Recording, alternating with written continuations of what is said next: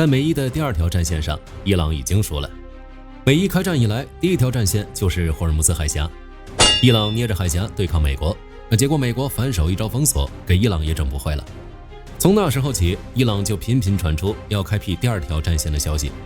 尤其是胡塞武装对沙特实施禁运之后，第二战线几乎是板上钉钉的事。问题是，红海真的是第二战线吗？为什么说伊朗已经输了？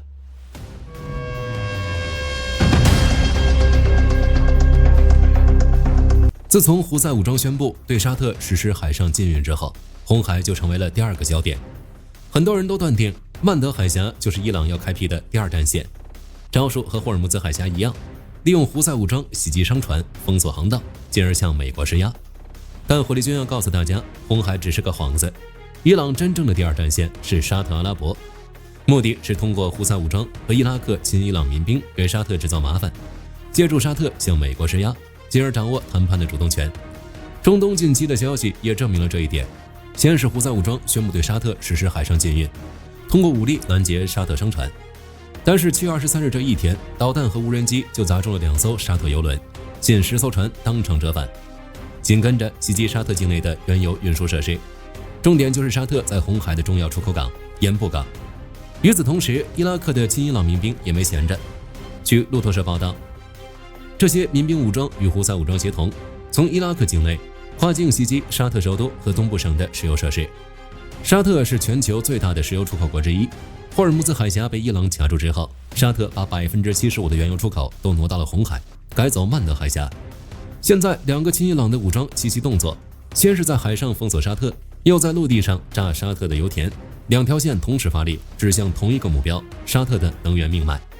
伊朗的算盘打得很精，你不是美国在中东最重要的盟友吗？那好，我就打你，打得越狠你就越疼，你越疼你就越得去找美国哭。那美国不管做什么决策，都要考虑一下你这个盟友的死活。简单来说，就是通过代理人帮助沙特，再通过沙特牵制美国。为什么伊朗会笃定沙特能够影响特朗普的决定？第一个就是军事基地，美军在沙特最大的驻地是苏丹王子空军基地，位于利雅得东南约100公里，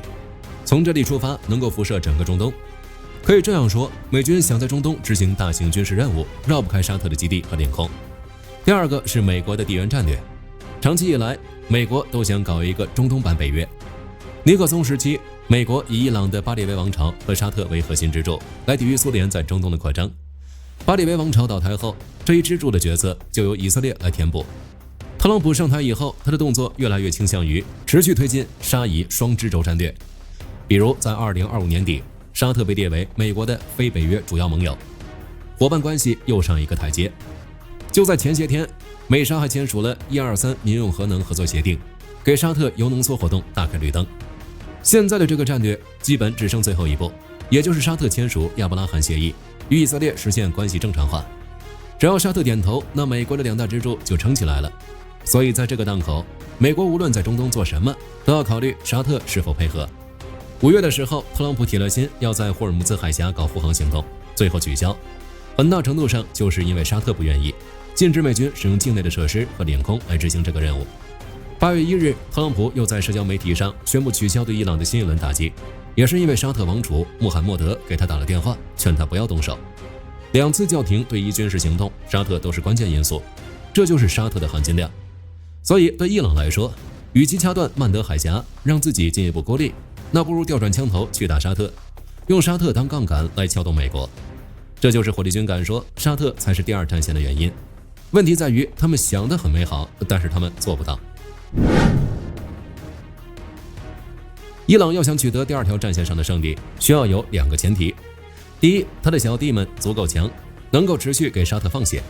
第二，他掐死霍尔木兹海峡和曼德海峡，绑架全球能源市场。这2个前提但凡有一个崩了，整条路径就断了。很不幸，对于德黑兰来说，2个都崩了。我们先看那些小弟的问题：哈马斯、真主党、叙利亚、胡塞武装、伊拉克亲伊朗民兵，连起来一张抵抗之弧。这套体系在巅峰时期确实让美伊有些头疼，多线作战很容易顾此失彼。但这个体系太脆弱了，它高度依赖伊朗的持续输血，一旦伊朗无力援助，那么所谓的抵抗之弧就会瞬间瓦解。之前的叙利亚是这样，前几天的哈马斯也是如此。真主党还在硬扛以色列，没有多余精力能帮伊朗。所以伊朗能动的就剩2张牌：胡塞武装和伊拉克亲伊朗民兵。胡塞武装刚刚才得到一轮增援。火力军在前面的视频里提到过，胡塞武装这一轮动手，导火索就是他们参加哈梅内伊的葬礼之后，伊朗给返程的航班上塞了军事顾问及无人机部件，甚至还有黄金。7月底的时候，路透社也报道，革命卫队指挥官和军事顾问带着导弹与无人机专用装备跑了一趟胡塞武装控制区，为其提供新型导弹系统的培训。所以伊朗对胡塞的支持不仅还在，而且是高强度、高规格、高针对性的。再看伊拉克，伊拉克的情况比胡塞复杂得多。伊朗在伊拉克的代理人不是一个孤立的武装组织，而是数十个不同派系组成的武装网络。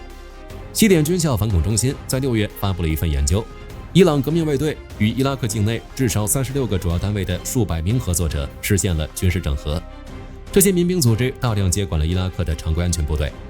换句话说，伊朗在伊拉克的代理人穿的是伊拉克政府的制服，拿的是伊拉克政府的工资，听的却是伊朗革命卫队的指挥。但是这个网络如今也面临一个致命打击。6月初，伊拉克2支最强大的亲伊朗民兵正义联盟与伊玛目阿里旅已经宣布退出这个网络，同意将武器置于国家控制之下。这是迄今为止最具实质性的裁军步骤。伊拉克公众舆论也在转向，越来越多伊拉克人反对永久性的民兵统治和对德黑兰的效忠。所以这群民兵也面临了一个困境，他们被欠得太深了。一旦大规模参战，跨境打击沙特，就意味着把伊拉克国家拖入战争，这就注定了他们在行动的时候必然会束手束脚。而且他们一动，立马引来了美国和沙特的制裁。7月底的一轮空袭，至少7个亲伊朗民兵组织遭遇精准打击。这一打，武装网络内部先乱起来了，有的想紧跟伊朗步伐，有的想赶紧交武器保命。一个内讧的武装网络还能发挥多大威力？综合来看，这些亲伊朗民兵在针对沙特的行动中应该起不了什么大作用，主要还是配合胡塞武装。不过在前2天，沙特拉起来一个多国海上防御联盟，14个成员国里，土耳其有北约第2大常规军队，巴基斯坦是拥有核武器的南亚军事大国，埃及有阿拉伯世界最大的军队，沙特本身则是中东最有钱的军火买家。仅仅是这4支力量加在一起，海陆空的综合实力不是胡塞武装这样的非国家武装力量能够抗衡的。不过14国联盟有一个明显的短板，它是个防御性联盟，任务是保护航道、拦截攻击、威胁胡塞，而不是登陆也门消灭胡塞武装。这就意味着，只要胡塞武装还有导弹和无人机，只要伊朗还在持续供应，胡塞就还能打。虽然按这些国家的实力加起来足以耗死胡塞武装，但是这样的话，战线就拉得太长了，而且极其不稳定。要想把胡塞武装彻底按下去，还是要靠地面战。据卫报、CNN 等媒体报道，沙特正在策划一场针对胡塞武装的地面攻势。也门消息人士透露，沙特军队正在从也门东部撤出。与此同时，一支由反胡塞也门武装组成的大规模部队正在也门东部沙漠集结，将在沙特空军的支援下推进，包括 H-64阿帕奇攻击直升机。这番动作极有可能是为进攻胡塞控制的贝达省做准备。这个地方在2020到2021年的时候落入胡塞武装手里。只要攻克贝达省，就能切断胡塞武装通往也门南部的补给线，并能与北部的马里卜战线形成合围，直接威胁胡塞的核心控制区萨那。到这里，沙特的意图很明显了：海上由多国联盟顶住上传压力，陆地上砸钱找代理人，给伊朗的代理人来一场局部歼灭战。一旦转入代理人战争模式，伊朗就要问问自己了，自己的钱包有没有沙特那么厚？这个问题几乎不用多想。只要美军还在霍尔木兹海峡实行封锁，伊朗的石油卖不出去，那他们就别想轻易回血。所以在海峡问题上，伊朗先做出了妥协。8月2日，伊朗外长阿格拉奇宣布，伊朗与阿曼关于霍尔木兹海峡共同管理的谈判已进入最后阶段，双方会在分道横行制的框架下再画一条新航线。之前，伊朗十分嚣张，任何赶走阿曼航道的船只都有可能受到伊朗的无端袭击。现在，伊朗拉着阿曼搞新航线，那不管搞什么机制，都必须考虑阿曼的态度。在这种情况下，还想像之前搞袭击，那只能单干。虽然伊朗还在嘴硬说海峡绝不会恢复到战前的状态，但姿态再硬也掩盖不了一个事实：伊朗也很清楚，单靠自己没办法管住霍尔木兹海峡，所以必须要拉阿曼入场。只要确定阿曼入场，事情的性质就不一样了，因为阿曼有一样伊朗没有的东西——国际认可。从1968年一直到战争爆发前，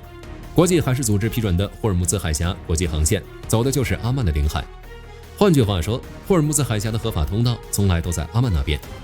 而阿曼的态度也很明显。早在6月，阿曼就反复重申，不支持对过往船只收通行费。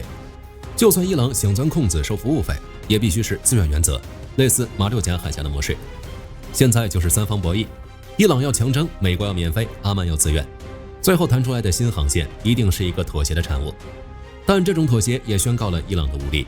就像我们在哈马斯投降那期视频里聊的那样，伊朗用石油绑架全世界的策略已经破产。脆弱的抵抗之湖，妥协的霍尔木兹海峡，无论怎么看，伊朗想借沙特来撬美国的企图已经可以宣告失败了。中东各方博弈之时，乌克兰迎来了一个不太好的消息，特朗普想给他们爱国者的生产许可，但是因为俄罗斯，这事儿应该悬了。7月的北约峰会上，特朗普首次放出口风，美国将授权乌克兰生产爱国者拦截弹。然而还不到1个月，特朗普的口风就变了。在接受《金融时报》采访时，他说不确定会不会兑现这个承诺。而马里兰州戴维营的内阁会议上，他说的更直白，美国尚未同意授权。看特朗普的一系列发言，他应该还是偏向于让乌克兰自己生产爱国者的。对他来说，这条路完全符合美国优先战略。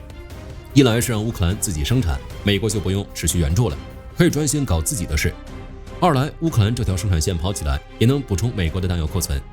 三来，他看中乌克兰的军工潜能，乌克兰的无人机有多强，全世界都看得到。美国和乌克兰完全可以实现双向交换，